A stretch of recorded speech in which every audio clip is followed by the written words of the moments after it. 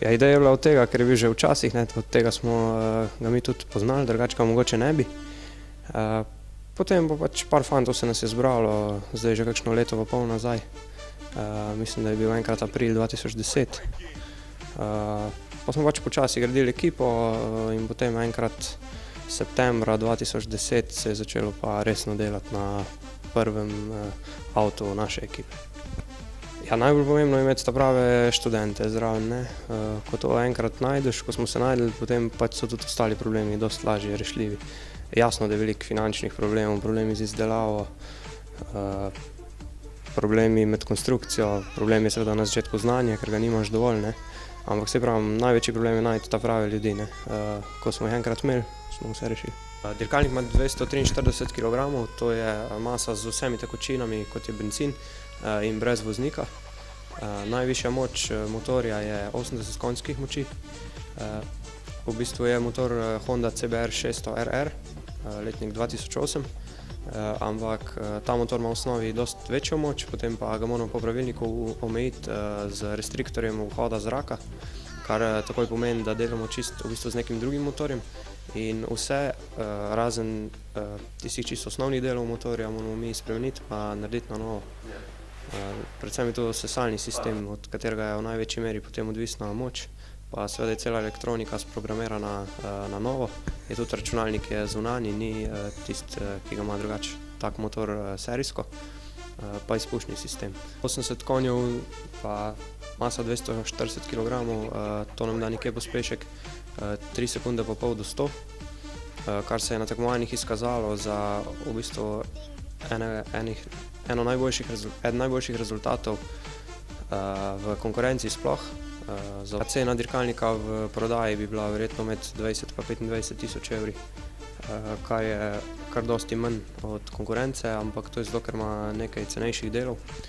Naš prvi voznik je Aleš Jurjec, ki tudi hodi na fakulteto za strojništvo in vozi karting, tako profesionalno v bistvu v državnem prvenstvu. Ostali vozniki so ali pa smo v bistvu tudi člani ekipe, ker se je izkazalo, da imamo kar nekaj hitrih. Tako da na samem tekmovanju moramo tako in tako imeti 4-5 voznikov. Dobri vozniki so pa pri nas zmeraj dobrodošli, tako da lahko izkoristim to priložnost, da povabim koga, ko misli, da je hiter, pa ga bomo preizkusili. Je pa pogoj, da je vpisan na univerzo v Mariboru, ker se to preverja na tekmovanju. Na začetku avgusta je bilo prvo tekmovanje v Hockenheimu. To je bilo za vse nas pač prva taka izkušnja in moram reči, da je bilo kar zahtevno. Najprej je bil na vrsti tehnični pregled, kjer vse na dirkalniku ni bilo povsem tako, kot bi si sodniki želeli, ampak smo potem to nekaj dolgih noči je bilo pred nami, pa smo potem to rešili. In ko je avto prišel na stezo, tudi ni vedno vse delovalo tako, kot bi moralo, ampak ko je že takrat pokazal, da ni tako slab, čeprav je mogoče težji od konkurence, pa nekatere podrobnosti tehnične na avto niso tako dovršene, ker je pač, mislim, da za pričakovati glede na to, da je pač prvi avto, ampak se je pa izkazalo, da kot celota pa, če deluje kar dobro. Potem v Italiji, to je bilo pa v začetku septembra, je pa s tehničnim pregledom ni bilo več problemov. Avto je takoj na stezo prišel, takoj je bil hiter. Četrto mesto je bilo v pospeševanju, potem 8. mesto v osmici. To sta ravno dve kategoriji, ki pokažeta po eni strani hitrost v ravnini, načeloma koliko dober je motor, pa potem še hitrost v zavojih. Tako da smo med 60 bili obakrat v deseterici, kar se je potem izkazalo še na kvalifikacijah, da smo pač tudi na skupno na stezi vozili dobro, smo bili 7. Vse je pač kazalo na uvrstitev med 10, končno uvrstitev med 10 najboljših, na dirki pa žal nismo končali, se je pa pokvaril zadnji amortizer, tako da smo mogli odstopiti, ampak pač to je motošport. Bili smo razočarani 5 minut, potem pa smo spakirali pa šli delati nov avto. Ja, najprej vsem fantom, ki pač delajo v ekipi, jih je čez 20. Drugače pa sponzorji, brez sponzorjev nikoli ne gre. Univerza nam je že na začetku prisluhnila skupaj s fakulteto in so pokrili večji del financiranja projekta, kar je bilo seveda ključno za začetek. Potem smo pa s časoma pridobili tudi vse več sponzorjev.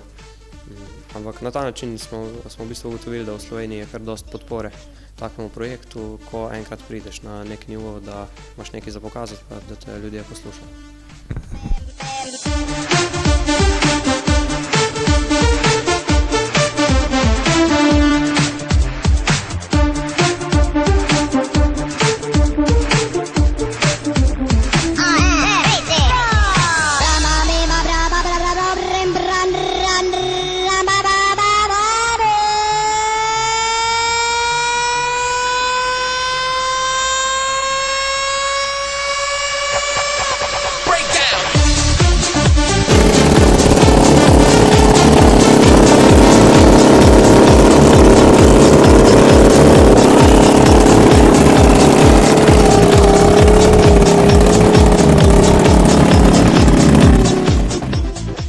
Smo pri predstavnikih ekipe Uni Maribor Grand Prix Engineering, ki se s tem dirkalnikom lani potegovala z nagrado tekmovanju Formula Student.